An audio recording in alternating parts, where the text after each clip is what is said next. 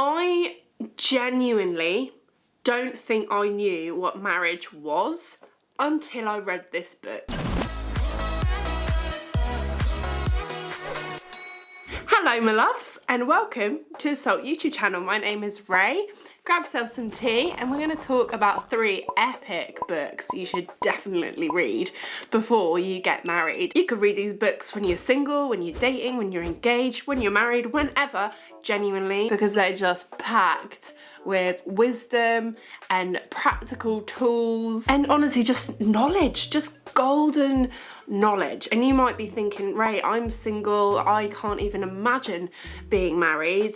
What's the point of me reading these books? I say definitely read these books. It's a great time to read these books because I think that it's like an investment into yourself. I think that also these books will influence the relationships in your life. These books are just, highly recommend. So number 1 is Keep Your Love On by Danny Silk. Danny Silk is an absolute legend. He has devoted his whole life message to healthy marriages and healthy relationships. Danny is on the leadership team at Bethel Church in California. He has been married for years. He's got so much experience in counseling married couples as well and helping them work through stuff. And he's just whacked all of the tools in a book. What it's about is it actually just helps you practically love someone. That might sound silly because love is so natural, yes it is, but also love is an action in our daily lives, and it just practically helps us love people really, really well. Danny's really passionate about communication in your relationships, and he actually just teaches you how to communicate. My mind was actually blown at some of the simple things that he was unpacking in this book that was just so helpful for just how to simply communicate what your needs are in a healthy way. One of the ways this book has actually helped me in communicating needs and Fitz communicating his needs to me. Literally, if I am like really grumpy or feeling really grumpy, it's usually because I just either need a nap or need some food, or and for Fitz to know that, for me to communicate that to him, for him to know that he knows what I need and vice versa. There's things that Fitz has that if he is kind of, you know, if he seems a bit off or something like that, him telling me what he needs is really helpful because then I can help him get that need met. And it sounds so basic, doesn't it? But it's actually so impacting. So much misunderstanding or clashes or even arguments can happen for no reason, just because we haven't had those little chats about what each other needs. This book also talks a lot about boundaries in your relationships, which is so helpful, which actually relates to all relationships in your life. I also love how transparent Danny Silk is with his own marriage, because him and his wife, they both came from really broken upbringings, and he really talks honestly about how that really affected how their marriage was in the early years, and it took them years actually to cultivate a healthy marriage, and they never gave up on each other. So he's really coming from a place of doing like hard work, also be willing to it potentially bringing up things in your own life that you weren't aware that you did that actually aren't great and need to change, which is an uncomfortable thing to do, but I think it's so important for our growth. Highly recommend. Big shout out to Danny Silk. Cheers mate, you've really helped me. Now I know many of you will know this book very well, very well known in church circles. The 5 Love Languages by Gary Chapman. The slogan, how to express heartfelt commitment to your mate. And again, you could relate this to all of your relationships, but for marriage, this is huge. This is huge. I've learned that this is a massive thing. I think I discovered this book about 10 years ago, but when I got married, flip me, I realised how real this stuff is, speaking in your spouse's love language. So Gary talks about 5 love languages: quality time, words of affirmation, gifts, physical touch, and acts of service. They are self-explanatory, but quality time, spending time together, words of affirmation, encouraging each other, speaking lovely words, cheering your partner on, acts of service, doing the dishwasher, doing the laundry, cooking them some dinner, that kind of thing.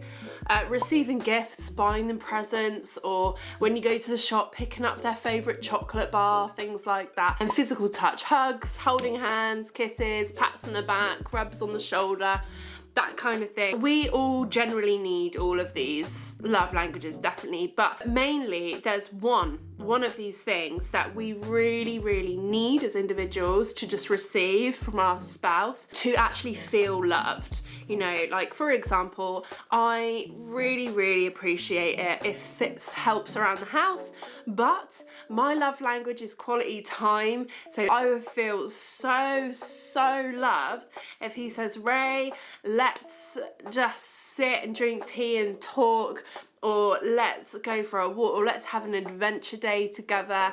You know, that would make me feel so loved. Everyone has a different love language, and this book basically unpacks all 5 love languages, and it is full of testimonies and stories on how it has transformed marriages all over the place. And honestly, learning a new love language does not come naturally at all. Like I said earlier, love is, yeah, of course love is natural, but love is also an action. So learning to speak in your partner's love language is effectively the same as learning a new culture. For example, I come from a very touchy-feely, a very huggy family. Me and my family hug a lot. Whereas that's not as normal for Fitz's family. So that's actually like a cultural thing. So I'll be really huggy, but he doesn't need that as much, or he's just not as bothered about that as much. But actually learning to be huggy with me and vice versa, again, it's such a huge thing. It's actually like a cultural difference. So, it's so good. The third and final book that I highly recommend,